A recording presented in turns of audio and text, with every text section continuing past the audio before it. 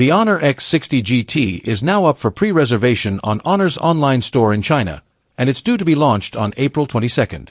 It's part of a trio of GT-labeled devices that Honor is coming out with next week, the other two being the Honor GT Pro smartphone and the Honor Pad GT. The Honor X60 GT will complement the already available Honor X60 in the company's portfolio, and it will be offered in the two colorways you can see below.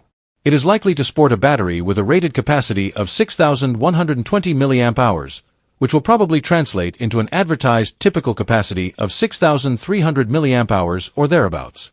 It will support 90W fast wired charging.